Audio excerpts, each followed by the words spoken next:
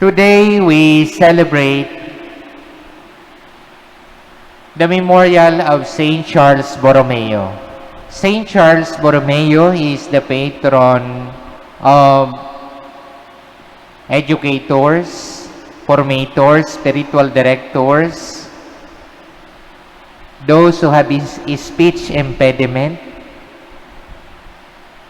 and many others that concerns formation and also fundraising also. Saint Charles Borromeo was a child of a wealthy family. Mayaman sila. But at the age of 12 or earlier, he has already this desire to serve the Lord. That is why bata pa man si Saint Charles Borromeo, pinapractice na niya ang kanyang pagmamahal sa mga mahihirap at paglilingkod. Nung naka-receive siya ng tonsure, alam niyo yung parang piso, at the age of 12, because this was 15th century, his uncle gave the revenues from their business. Sabi niya sa tatay niya, anumang sumobra dito as I prepare for my future service in the church belongs to the poor. Hindi pwedeng gamitin sa anumang bagay. Ganon niya kamahal ang paglilingkod sa Diyos. But there is something that is not unusual, but he has this PWD. May kapansanan si Saint Charles Borromeo. Meron siyang speech impediment. May pagkabulol. Ayan.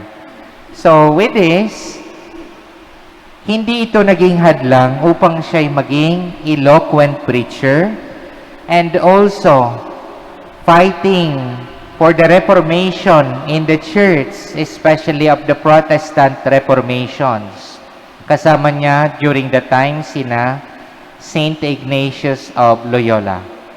What can we learn from the life of Saint Charles? In the first reading, we are being told that God does not reject us. Does God forsake us? No. He loves us. That is why, even with all our infirmities, physical disabilities, sinfulness, God still embraces us. Minamahal tayo ng Diyos sa gitna ng mga kahinaan natin.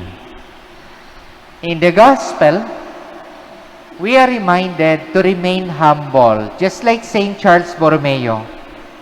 Mayaman siya, pero hindi niya ito ipinagyabang para mangapi o maging mapagmataas. Nagpakumbaba siya. Kaya naman sa kanyang pagpapakumbaba, itinaas siya ng Diyos bilang isang obispo ng Milan dahil sa kanyang kapakumbabaan. Oftentimes, we really wanted appreciation, honor, good positions. There's nothing wrong with that when we desire for that.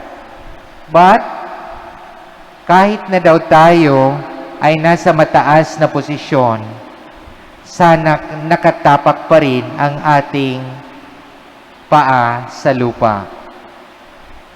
We just finished the election, and we are praying to God that those who were elected will remain as humble as they were during the election period or during the campaign period.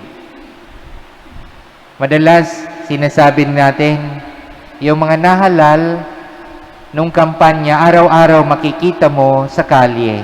Ngayong nahalal na sila, sana makita pa rin natin sila. Because they have to remain humble in their service to many people. We have to remain humble to serve our fellow men. Kasi kung mananatili tayong mapakumbaba, ang lahat ng biyaya ay pagkakaloob sa atin. Kapag ang tao mayabang, nababawasan o nauubos ang kaibigan. Bakit? Iniiwasan.